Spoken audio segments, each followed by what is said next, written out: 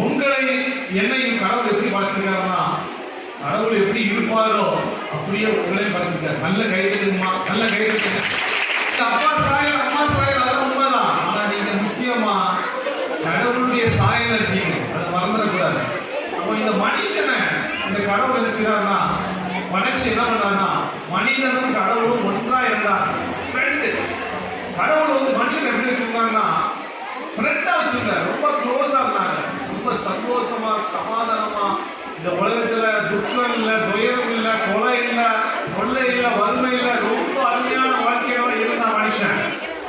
எல்லாத்தையுமே ஆண்டு போட்டு என்ஜாய் பண்ணது உலகத்தை நீதாம்பா.